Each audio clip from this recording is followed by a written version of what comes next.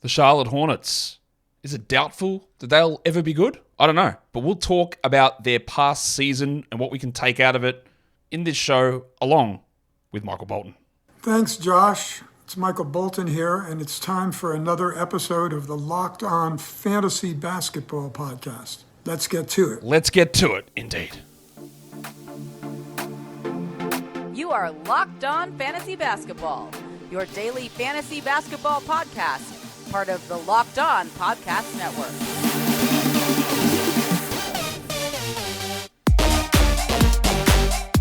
Hello and welcome to the Locked On Fantasy Basketball Podcast, brought to you by Basketball Monster. My name is Josh Lloyd, and so your mum is white?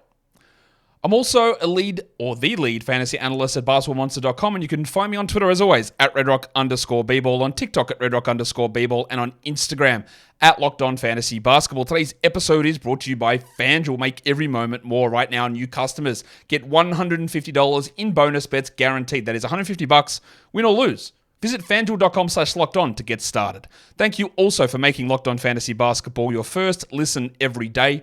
We are free and available to double bang on all platforms. So go hit the thumb, hit the subscribe, ring the bell.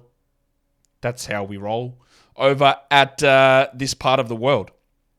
We're here to talk Charlotte Hornets.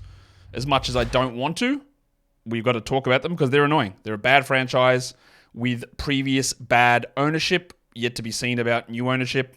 They will have new front office executives. They will have a new head coach. So maybe things change. We don't know that, though. It's going to be hard to be worse, although Mitch Kupchak did pull off some good trades at the end of the season. Just most other things that he's done have been poor. Clifford was obviously just not in the right position for him, and he's a guy that's been around a long time and with a significant losing record, but has a very good reputation. So we'll see what they do. They need to improve a lot of stuff, quite obviously, and that's what we're going to talk about in the show today. So let's just give a bit of a look at their team overall for the season. We've talked about the two teams that won under 15 games, the Pistons and the Wizards. Neither of those teams had the worst net rating in the NBA because it was these jokers. The Hornets, 21-61, but the worst net rating, negative 10.8. So what that suggests is the Hornets maybe were actually the worst team, but both the Wizards and the Pistons significantly underperformed their overall talent level, while the Hornets may have overperformed. In fact, I'm just going to have a look. So I know the Wizards and Pistons definitely did overperform their talent level. These guys, they underperformed their talent level. The Hornets went over. Expected 18 wins, they won 21. Their offense was 27th and their defense was 28th, so obviously just putrid on both ends. They had a preseason over-under that was very high, 31.5. And me, the idiot, I actually got this wrong. I went over. I thought they'll have Miles Bridges back for 70 games. Brandon Miller will contribute. They'll have a full season of Mark Williams. We'll get LaMelo Ball back. He was a guy that had put them in the play-in his first two seasons. So I thought, yeah, look, they'll easily beat 31. They can maybe sneak into the 9 seed. Well, of course, they were terrible. And LaMelo was hurt again, and Mark Williams was hurt, and the whole team shenaniganized, and they sold off guys. They were dreadful. So I massive whiff on that one, on the over-under. I think I had him at 34. I was way off, massively off. And that's a theme for a lot of the over-unders. So some of the over-under numbers and my win-loss projections are so far off, either in a positive way or a negative way. Like there was just so much variation this season in the NBA, which I think overall is a good thing. I think it is. Maybe you don't, but I think it is a good thing. In the draft coming up, they could end anywhere from pick 1 through to pick 7. Their highest or most likely outcome is a 27.1% chance of picking 6th. And for a team that was the worst by net rating, picking 6 is not a great result. Obviously, they can fall to 7th, but the most likely outcome is finishing 6th. They've also got pick number 42. You will notice that these teams that we've talked about, the Wizards and the Pistons, they don't even have their second round picks. So they're not even going to benefit from having that pick 31, 32. They don't have them. And the Hornets don't either. Pick 32 is not their pick. It's the Rockets' pick. Their pick goes to Portland, pick 34. I don't even remember what trade that was. It's part of a Charlotte, Minnesota, Denver. I think it was that one where they foolishly traded down in the first round and got that Nuggets. Yeah, I think it might have been that one. When they traded out of the Jalen Duren spot, I think it might be that one. When they had 2 lottery picks. Yeah, cool. Good work. That one. So they've got picks either 1 through 7, somewhere in there, and pick number 42 in the upcoming NBA draft. Their most common starting group, and this just shows you how banged up they were, their most common starting group was a group that didn't get together until after the trade deadline. Vassilis, Trey Mann, Brandon Miller, Miles Bridges, and Nick Richards. So, yeah, LaMelo Ball, Terry Rozier, Gordon Hayward, Mark Williams, PJ Washington, none of them are in that. Most of those guys aren't even on the team anymore. But there are a lot of the players that were starting opening night. That is their starting opening night lineup. Is it Ball, Rozier, Hayward, Washington, Williams? I think it was. Wow. So they're all not there. But the most common starting group was Misic, Mann, Miller, Bridges, Richards. I think they only started 10 games together. Their best lineup, which was a plus 6.1, limited sample size, was Misic, Brandon Miller at the 2. That's interesting. Miles Bridges, Grant Williams, and Alexei Pokusevsky. This is the last time I'm really going to mention Poku on this show. I don't really think we need to get into Poku's future. He does have a non-guarantee for this coming... Actually, I'll talk about him later. Non-guarantee. It was okay, but I don't really think there's... As much as I was big on him coming into the draft, I've seen enough, I think, to suggest that I don't think there's a solid rotation player there. But that was their best group. Misic, Miller, Bridges, Williams, Pokusevsky. And I don't really know what that tells us. Again, because LaMelo's not a part of it. And his team surely is going to be making more changes as we move forward. In terms of free agents, it is Amari Bailey, who was a draft pick, but like a pretty high pick, like 41, I think. He was put onto a 2-way, which is, again, is a dumb move for a team as bad as this. He's restricted. He didn't do anything good, but we'll see whether they bring him back. You would think they'd like to give him another chance, but I'm not sure. But the big one is going to be what happens with Miles Bridges, who's an unrestricted free agent after they didn't come to any sort of extension decision, and now he can go basically wherever he wants. So do they have an appetite to bring him back? Do they think the public has forgotten about his multiple domestic violence infractions? They obviously didn't care. Also, that's not true. They cared enough to not offer him a big money extension. Was that to save face? I don't know.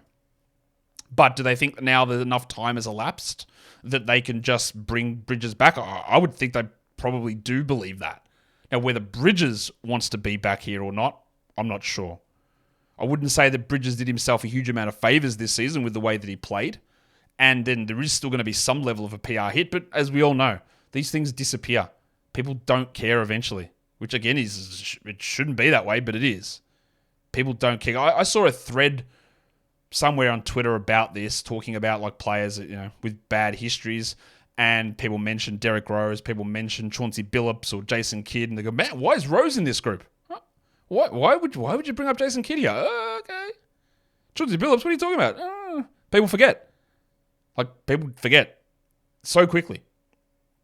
To another example of people forgetting, I put out a tweet today that was shading Brandon Ingram, talking about players that put up numbers where they're big fans or stan accounts. If you say that this guy's not very good, but he averaged 21, 6, and 4, must be good. How does he do that?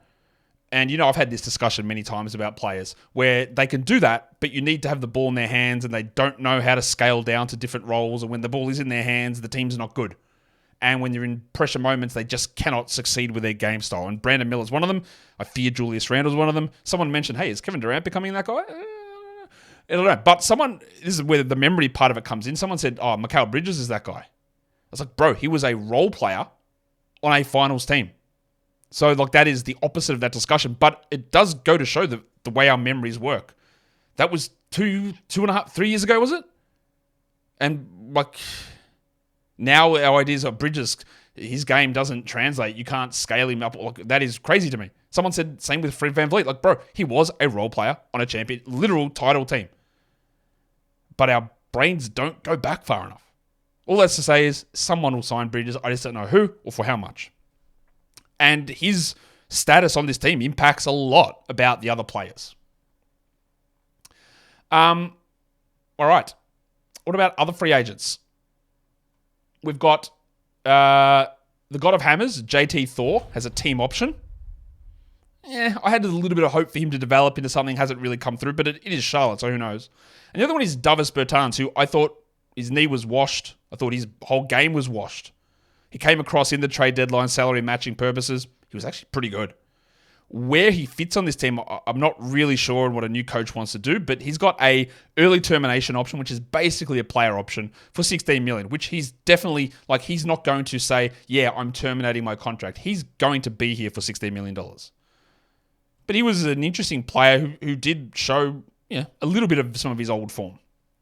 There's 3 players on the team with non-guarantees: Alexei Pokusevsky, Bryce McGowans, and Seth Curry. Did you remember that Seth Curry was actually on this team? Yeah, he is. Just barely played. And then we head to looking at the expiring deals for next season. So who are the guys currently there that will be expiring? Well, we've got 2 of the two-way guys who signed to 2-year two-ways, Marcus Bolden and old mate Leaky Black. They'll be two-way restricted players. But the one that's going to be interesting is going to be Trey Mann, who barely played in Oklahoma City, came across in that deal, started nearly every game for the Hornets. He will be a restricted free agent at the end of the season, at the end of the 24-25 season, but he's also rookie scale extension eligible this coming off season. Now, I wouldn't think that he's going to get a deal, but we look at the deal that a Peyton Pritchard got. Would he accept something like that? Aaron Nesmith, maybe not like Nesmith, but just to lock in some guaranteed money. Zeke Naji, which has become more of a trend for these backup first-round players who are a bit unsure of where they are. Does Trey Mann accept that sort of a low ball deal? In the past, I would have said just no, but teams are offering them. Players are accepting them now, and it's becoming more commonplace to see that sort of thing happen across the NBA. So I think that is relatively interesting. So we'll watch that because he had an interesting second half of the season. Today's episode is brought to you by DoorDash. Mother's Day. We're looking about a week away, 10 days away from Mother's Day, and you've got to make sure that you are getting the right thing for your mum. In fact, why don't you get the perfect gift for your mum? Now, I'm not telling you to buy DoorDash, the company, for your mum, because I'm pretty sure you don't have that money. But if you do, maybe that is a good gift. But using DoorDash to get the perfect gift is what you want to do, because you might be running late, you might be a busy man. You might be just spending all of your day listening to fantasy basketball podcasts and you've got no time for shopping. Well, DoorDash can get that stuff delivered straight to your door on the same day. Might be flowers. Maybe it's snacks, chocolates. Maybe she's just a big fan of 2-minute noodles. I don't know. Tech, retail. DoorDash can get that stuff on your door, hence the name, super, super quick. So get that Mother's Day gift. Get all of your Mother's Day gifts, in fact, all in one place. And get 50% off your next order, up to $15 when you spend $15 or more on your next flour, convenience, grocery, or retail order now using the code LOCKEDONNBA. That is LOCKEDONNBA. Order using DoorDash today, and those good old terms, they still apply in this case. Today's episode is also brought to you by FanDuel Sportsbook. It is winner take all time in the NBA. Winner take all time, not winner take all time. Winner take all time. The moment is for winners taking all in the NBA and the NHL because it's the playoffs. Of course it is. And FanDuel gives you a shot to bring home a big win of your own. Right now, new customers get $150 in bonus bets with any winning $5 bet. That is $150 to bet on spreads, money lines, player props, and more. So go to FanDuel.com/lockedon and make every playoff shot count. FanDuel is America's #1 sportsbook, and don't forget to gamble responsibly. Okay, so let's look at the starters across the Hornets, or the guys that I'm going to consider starters. And I'll tell you what I'm not going to consider as a starter. I'm not going to consider Nick Richards as a starter on this team, and even though he started 80% of the season. In fact, I've actually got the number in front of me. How many games did he start? He started 76% of his games as a starter, but he's not. He's their backup. I don't know what their lineup is going to be. There's a lot of water to go under the bridge, but I've got 6 guys that I'm going to consider in this section that we can, I think, reasonably consider as starting level players for the way this roster currently looks. And we're going to start with the most, I guess, controversial one, and that's LaMelo Ball. And I say controversial because people hate this man now. They will not touch him or trust him for a single second. And I get it. He played 22 games only. He's still only 22 years of age. He's 32 minutes a night, but he was the 10th ranked player -1. He's 251st on Yahoo, so like, what does that say? It tells you missed a lot of time. Cool, useless. His ADP was 12. He was someone that I had about 8th per game, so not far off. I didn't want to take him in 8th because there was a 2-game playoff week, which you know I'm very much against. So I didn't end up drafting LaMelo anywhere because of that reason. But I would have been okay taking that plunge, and it would have been spectacularly bad. Here's what I don't... There's a lot that gets said about LaMelo. He is an easy target, I get it. He's flashy. Flashy game, flashy bloke, flashy cars, irresponsible, reckless driving that we've seen. Clown dad. Family has been in your face for years. I get it. But there's just a lot of stuff. I'm never drafting the LaMelo Ball again. Cool. That sounds like a terrible idea. Because you know what LaMelo Ball spraining his ankle all these times the last 2 years means? Doesn't mean that it's going to happen forever. It just doesn't. And there'll be people, yeah, but look at Lonzo. Look at the genetics. Okay. Degenerative knee problem due to genetics is not the same as falling and spraining your ankle on someone on the basketball court. I don't think that's the same thing at all. Now, if he was to come out and have a persistent bone issue through his joints or a cartilage degeneration, I'd go, yeah, that's not great. But we have seen the LaMelo injuries happen. It's not a nebulous Lonzo Ball, knee soreness, what's going on for 2 years. And I am very, very certain that LaMelo, if this team was serious, and they're not, but if they were serious, he would have come back. He did come back. And then he had some ankle pain, and then he didn't play again. And they're going to get to the bottom of it. I'm not absolving LaMelo of any blame for this. He needs to wear those braces and get it under control. And word is that he will now, although he did say that last year and then didn't. So I don't think that this is a legit situation where this ankle actually cost him 60 games. This team, obviously, let's just get out of the way. I'm not going to talk about it the rest of the time. They are horrific at reporting injuries. They lie consistently about injuries. I don't believe a single thing about injury recovery or anything that this team puts out. There is too many examples of them being liars persistently with this. So I don't look at this and go, look, LaMelo, he just doesn't play his ankle. There is no way in my mind that ankle injury would have forced him out of all of these games. There is none. Maybe he only would have played 40, but there's no way that those injuries actually cost him all of this time. Very simple stuff. You will not have to take LaMelo in the first round, and I would suggest you don't. You might not have to take him in the second round. And you know what? I would be okay probably doing it at the end of round 2. But when he comes to round 3 and round 4, this guy puts up the numbers. 24 points, 3 threes, 5 rebounds, 8 assists, 1.8 steals, 43 and 87 from the line. He shot 50% on his twos, which was a part of a problem for him. He now does need to improve that a bit. 36 on threes, and he started off really slow with really low minutes coming back from ankle surgery. This could have been way more. His closest comparison was second-year Damon Stoudemire. Now, many of you may not remember Damon Stoudemire, but Stoudemire, I think, was the runner-up rookie of the year in year 1, and then his year 2. But remember, this is year 5 for LaMelo. He is unbelievably young. And Stoudemire was a pretty serviceable player then. But LaMelo, I think, has got way more levels to go. He was 93rd percentile EPM, 87th in CPM. So the advanced metrics loved him, even again, didn't play. In terms of the box creation, creating shots for others, 99th percentile. There is an elite fantasy player here, scoring threes, rebounds, assists, steals, free throws. Yeah, field goals will be bad. Yeah, he'll turn it over and he'll never block shots. We get it. No one is a 9 category player to a higher level. I guess some players are close. Maybe Wemby is. But he's an elite fantasy contributor. It's all about, do you believe that he will injure his ankle and miss 60 games, 50 games every single year? I don't. So now I believe is the time that you can acquire LaMelo in a dynasty format for nothing. Like, nothing. He's worth nothing. And maybe he does injure his ankle every single season from here on out because some genetic thing causes him to fall on someone's foot. I don't believe that. I don't believe that is the case at all. But it's just we all love a very easy explanation. Well, his brother's injured, so it must be the same reason that he's injured, even though they're just completely different things in my mind. I hope he gets back to being good. No, that's not true. I hope he gets back to playing. He's good. I want him to be being on the court more, and we just hope that he can be.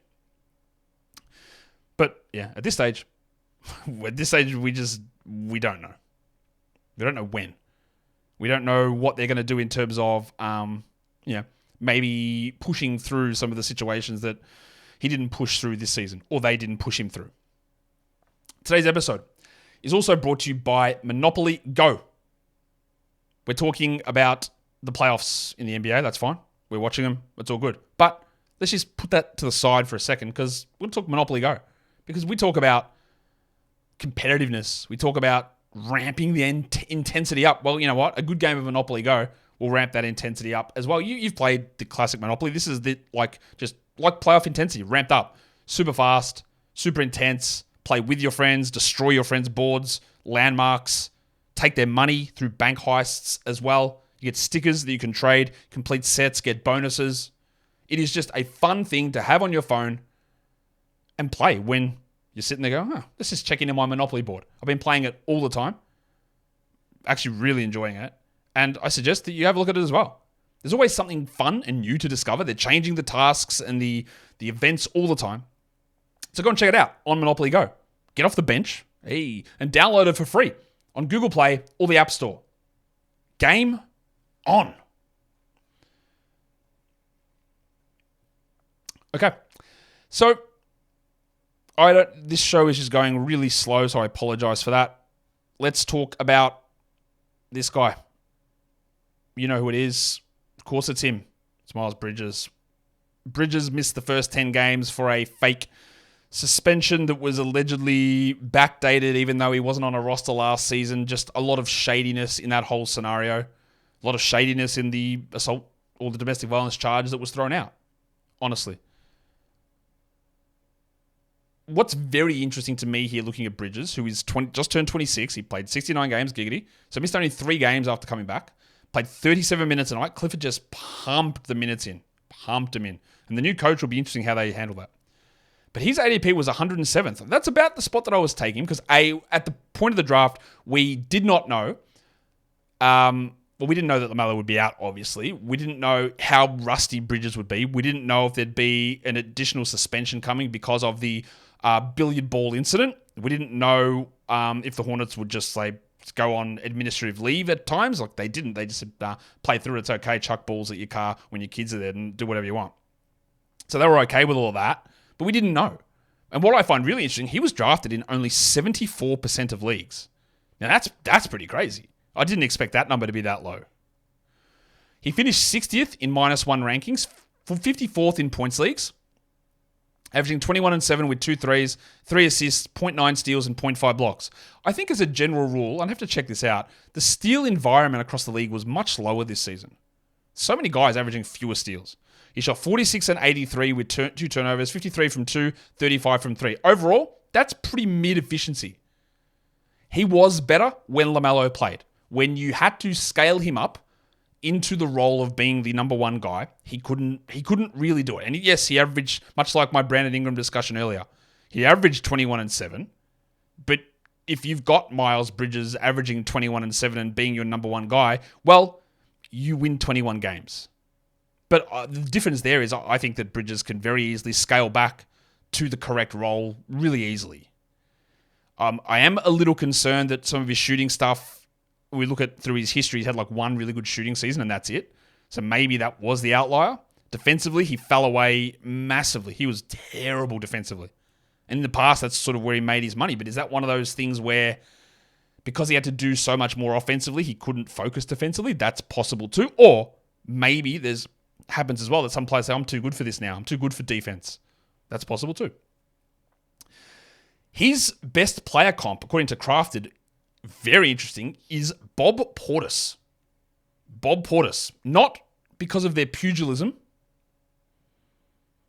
because of their actual basketball stats. And this is year 5 Bobby Portis. This is Bobby Portis on the Knicks. Do you remember he played for the Knicks? Bobby Portis played for the Knicks and the Wizards. Remember that? Wow. This is Bobby Portis on the Knicks. Not great. He was 66th in EPM, 60th percentile, 9th percentile CPM. Again, Crafted hates his defense. And a lot of the metrics they used to blend in hated it. Drip was down on him. Darko's mid on him. Box score plus minus way down on what he did. What I find interesting, though, for Bridges is 76th percentile in offensive loads. We had to just carry a lot. And when we talk about Bridges, I don't think that's where you want him. You don't want him carrying that level of offensive load. Like, you just shouldn't. And that's why it is hard to fully evaluate this season from Bridges.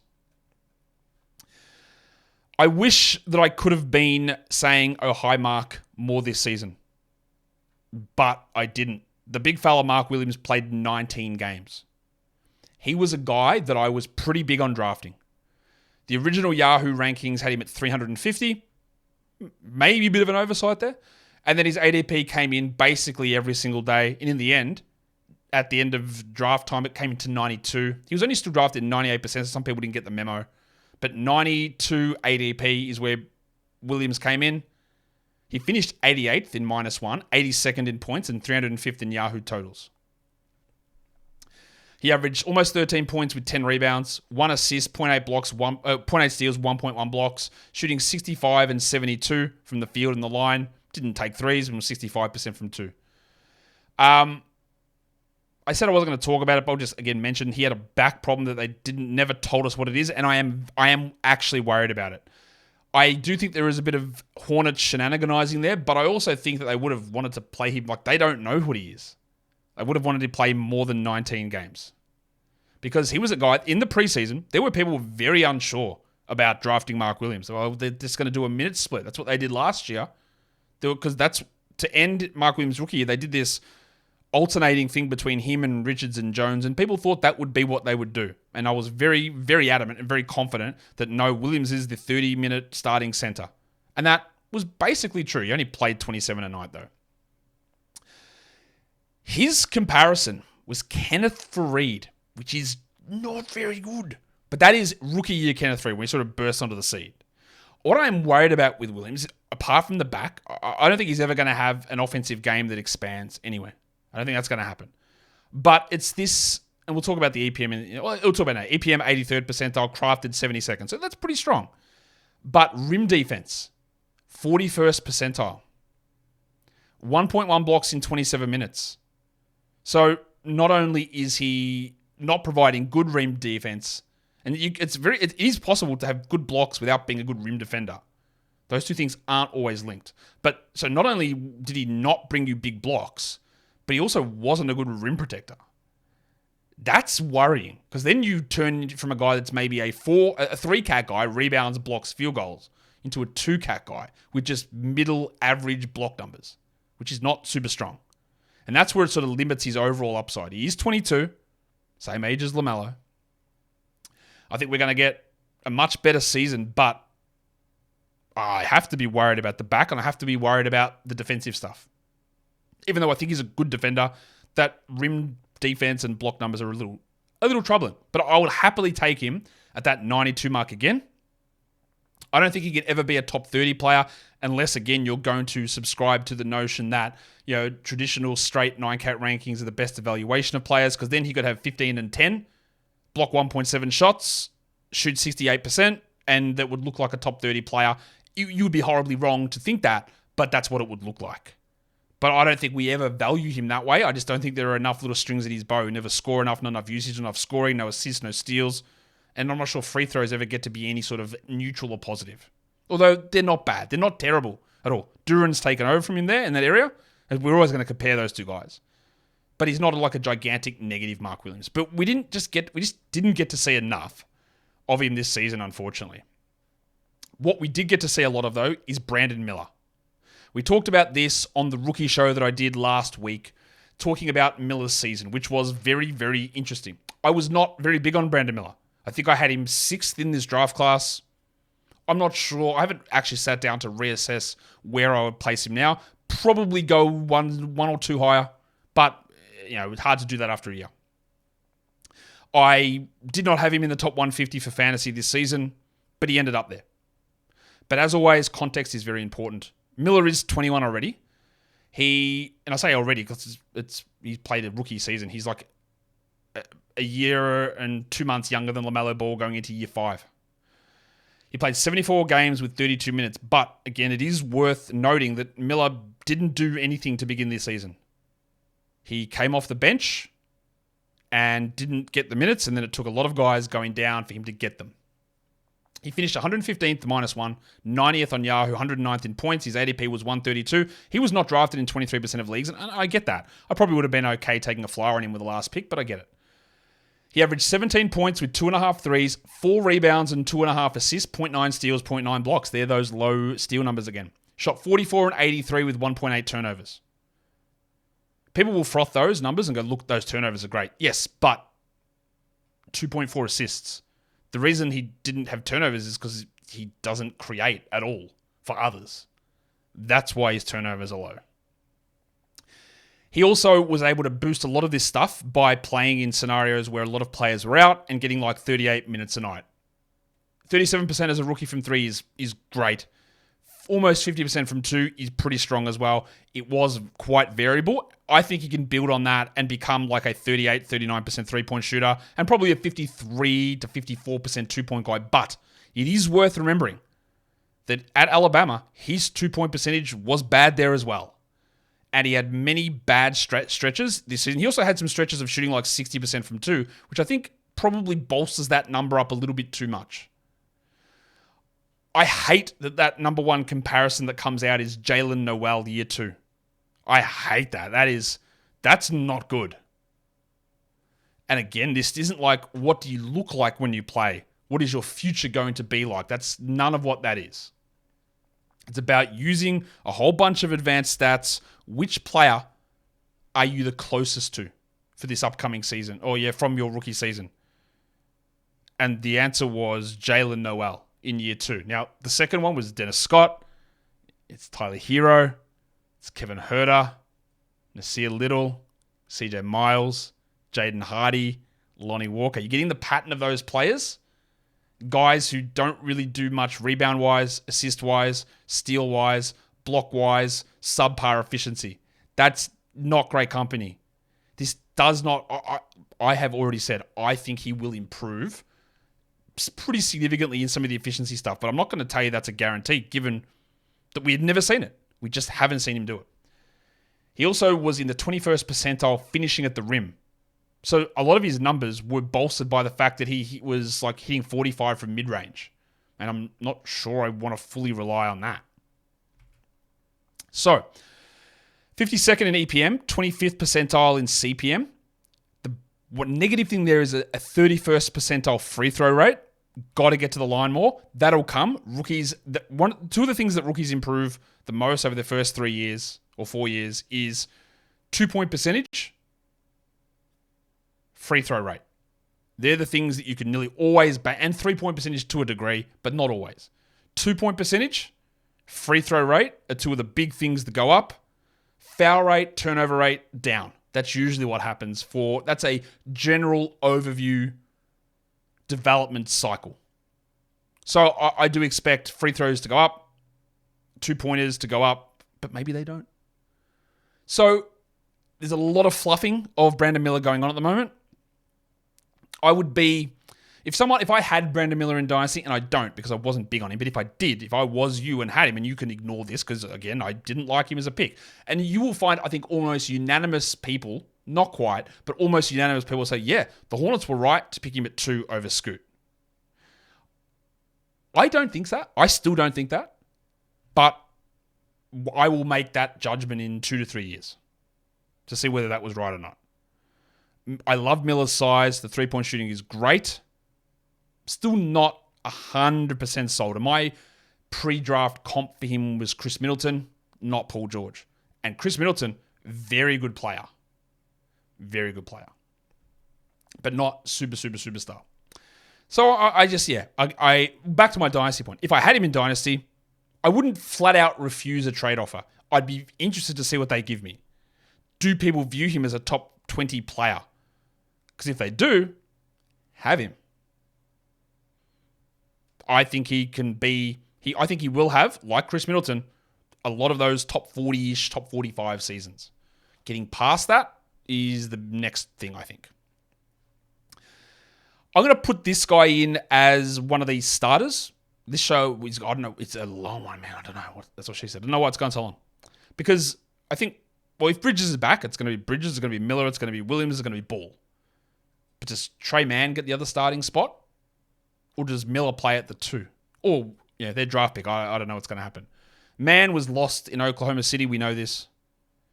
He's only 23, played 41 games only, but averaged 24 minutes a night because most of that playing time came while he was a member of the Hornets, and he started most of those games.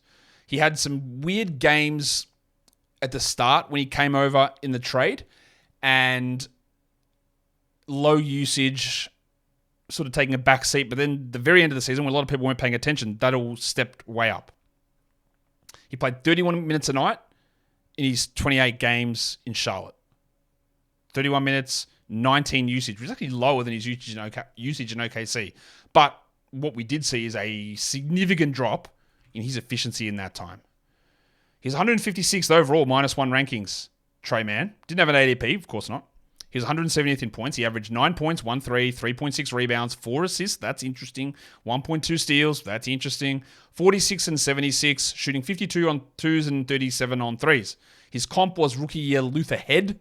Go and do some research on Luther Head if you want to know. 53rd percentile EPM, 49th in CPM, so mid-range, solid enough. I thought he did enough to. I don't like him as a player. I don't think he's a future star or anything like that. He did enough for me to go, yeah, I can see you sticking as a somewhat rotation caliber guy. What is really interesting to me is this stat here, which is called the creation turnover percentage. We know turnover percentage is how many, or turnover rate, whatever you want to call it, is how many times you turn it over. Or turnover percentage, what percentage of players when you're on the court do you turn the ball over? Which is fine. But this creation turnover metric shows you how often are you turning it over based on what your actual creation responsibility is. So it's all well and good to have a high turnover percentage when you're creating every opportunity every time down the court. You are going to turn it over more. What is a little worrying there is, like, you can look at him going 1.6 turnovers, pretty low number, but 31st percentile in created turnover percentage. Creation turnover percentage means that for his level of involvement creation-wise, he was pretty bad at taking care of the ball. That's a little worrying. And again, I don't care about turnovers in fantasy, you know this, but it does lead to what is your role? Are you a point guard? Are you a two guard? Because if you can't actually keep things moving and in the right spots, even though your load's not that big, giggity, well, you're not going to get the playing time. I think that's important. But we'll see what happens. He's decent enough size. His deflection and steal numbers were pretty strong, and that does lead to good fantasy stuff. Hit his threes, like him to take more of them. And when he came to Charlotte, we saw his three-point numbers go from 42 to 36. His rim numbers go from 67 to 61. His mid-ranges go from 44 to 38. His assist percentage dropped, interestingly. His steal rate went through the roof, though. And that might be the outlier. It went from 1.7, 1.6 his first 2 years, 1.3 in Oklahoma City to 2.8 in Charlotte. That's something to watch. How real was that?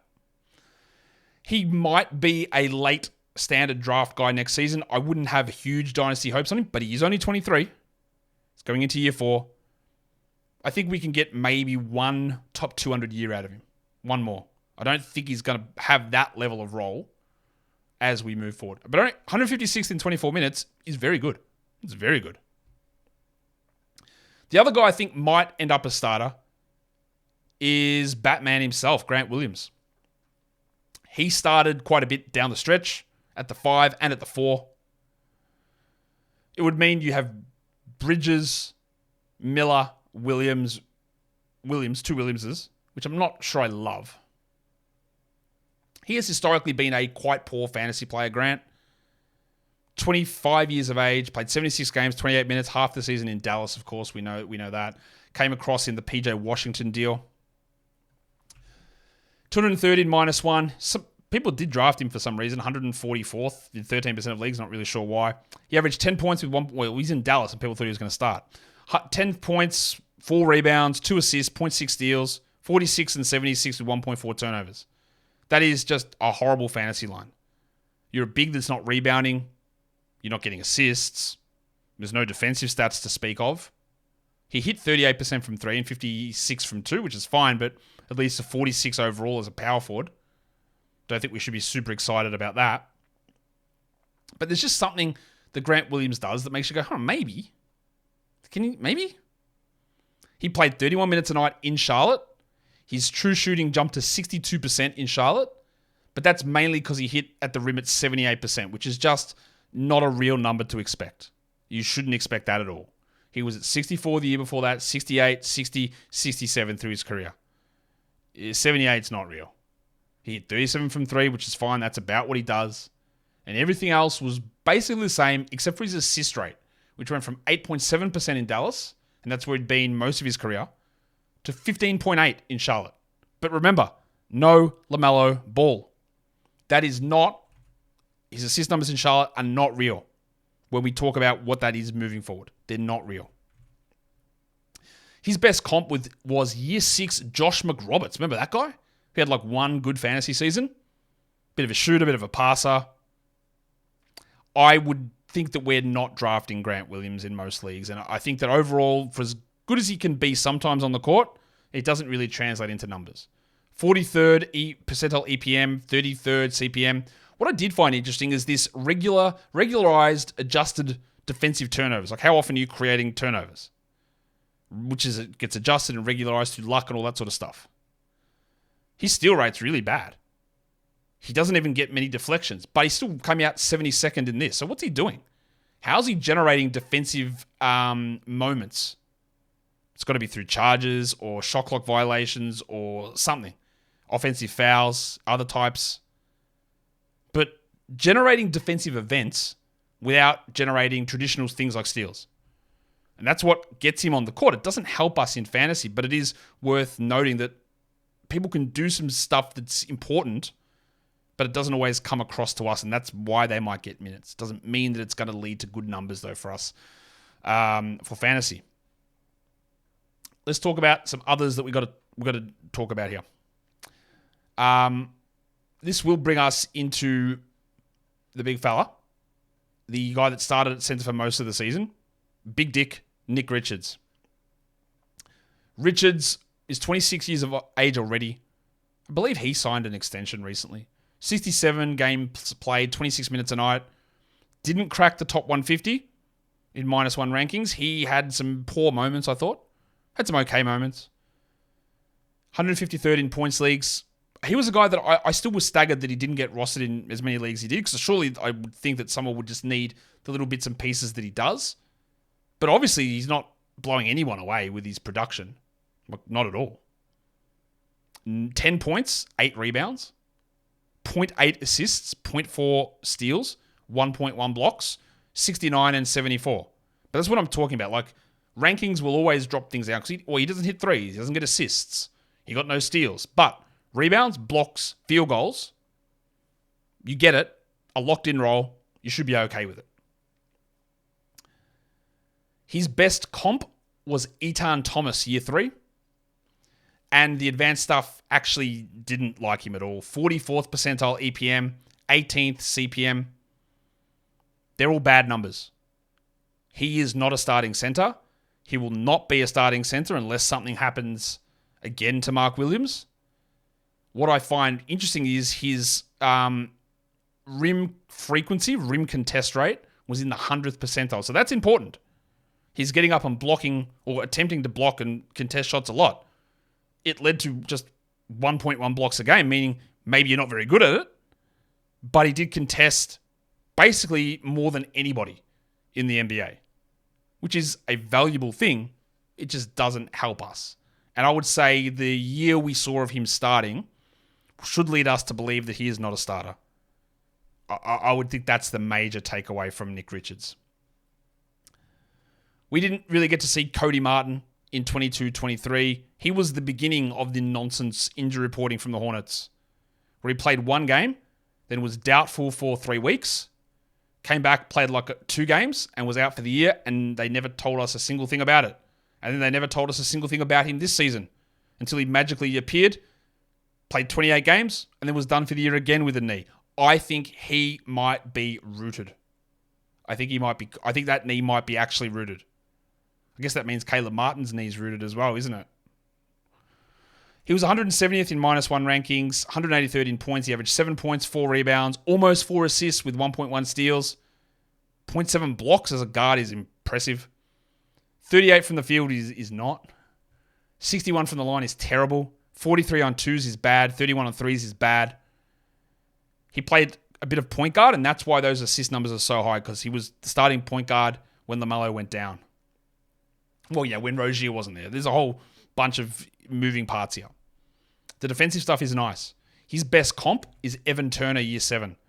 And that's mainly because he's passing. He's playing like a hybrid forward role. He's got good defensive numbers, but he can't score or shoot. There is value in having a guy with assists and steals with the out-of-position blocks like Martin did. But I'm just not certain he can really play. He played 27 a night, but he's going to be 29 at the start of next season. I think that he is a backup. He was 54th in EPM percentile, 40th in CPM, which is fine. Nice rotation piece. I just got to worry about the health. What was interesting is his passer rating, 82nd percentile. Really good passing numbers. But again, it's all bolstered because LaMelo wasn't there. Now, it's good that he was able to do it. Good to be able to have that. But that doesn't mean that he continues playing that sort of role as we move forward.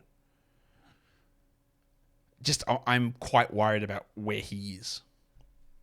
The last guy there's 2 more guys I'm going to talk about.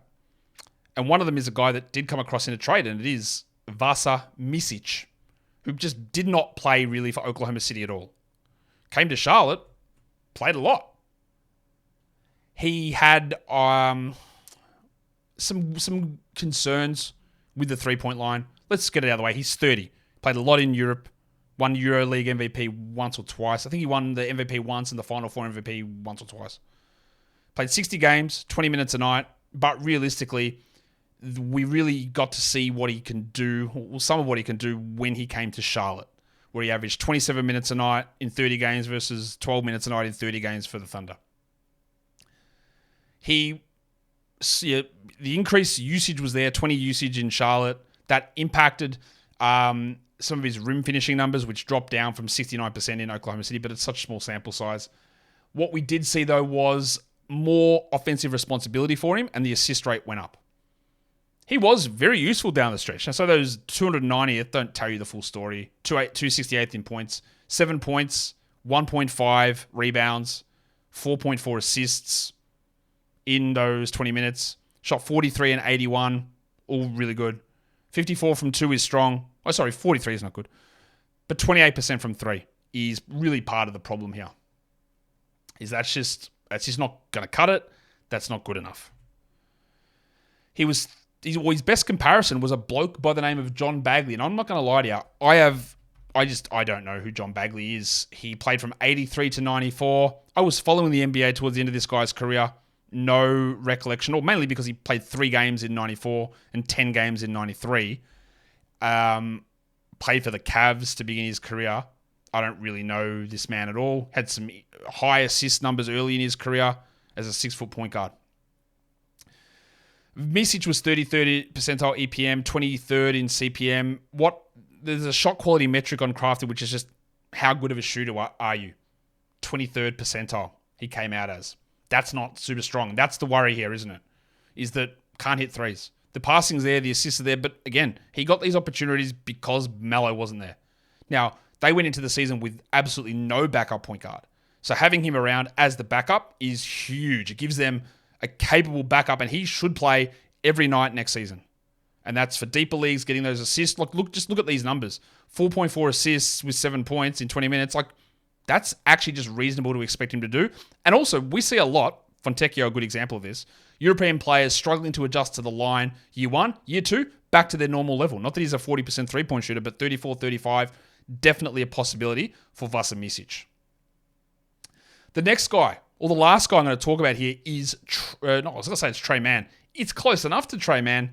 It's Nick Smith Jr., a guy that coming into his college season was thought to be a top 5 player, struggled, had some injuries, but struggled a lot, fell to the end of the first round and struggled in the NBA. I can't really put it any plainer than that. He's only 20. He Played 51 games, 14 minutes, 424th in -1. He averaged 6 points with 1 rebound, 1.2 assists. That's putrid. 0.2 steals, shot 39 from the field and 87 from the line. He hit 35% of his twos, and part of his problem in college was that as well. Couldn't finish, couldn't hit twos. He did hit 43% of his threes, which is encouraging. It's low volume, and I'd imagine that comes down. But what I find very intriguing is his best comp for his year one season is Trey Mann, his current teammate. Now, Trey Mann's rookie year was not super strong. I still don't think Trey Mann's going to be a good player, but that is that level of player. A sort of gunner who hit his threes at a nice rate but didn't really provide anything else. The other names on that list are probably as interesting. Malik Monk, Anthony Simons, Jalen Green, Jamal Murray, Darius Garland, Tyler Hero. They are very useful NBA players. I'm not suggesting Nick Smith's going to become that. A lot of space to improve there. Steals are terrible. Assists are terrible. Where are your rebounds? Hit his threes, though. Can you finish ever? Like EPM, 3rd percentile. CPM, 5th. Terrible numbers. His rim finishing, giggity. 1st percentile. One of the worst finishers at the rim in the NBA. He needs to take lessons from Marcus Smart without the pink eye. He needs to be able to finish at the rim better. That's horrible. Those similarities are something I go, because I wasn't going to talk about Nick Smith. And I saw this and went, that's interesting to me. Kobe White's on that list. It at least makes me go, maybe. It's going to take time. But if I had him in Dynasty, I wouldn't be 100% bailing. And if I'm in a very deep thing, I'd sit on him for a few years. I do think that this is maybe there is something here guy. Maybe. Like, I'm not going to talk Bryce McGowan. I don't really think that's going to happen. I'm not going to talk Leaky Black or Marcus Bolden. I don't think we need to talk about those guys. Seth Curry, JT Thor, Amari Bailey. I'm not going to go into them. Smith just deserved a little bit of discussion, I think. Just something to watch. And that is the end of the Hornets. I wish it was the end of the Hornets. I don't, because I love Hornets fans. Love all fans, apart from the ones that are dickheads. But I want every team to have a level of success at some point. They just need a lot to change. And we hope that the new GM / head coach, whoever that may be, can bring that change on. Hit the thumbs up on the video. If you didn't do it at the start of the show because you forgot, you can do it again now. That's okay. And leave your comments down below. Here's a question if you are still watching 53 minutes in or listening. Where would you take, or let's say it this way, would you take LaMelo Ball in round 2 next season? Let's say it's a 12-team league, so you could be picking at 13, you could be picking at 24. Would you take LaMelo Ball with your second pick? I want to hear your answers. Guys, we are done here. Thank you so much for listening, everyone. See ya.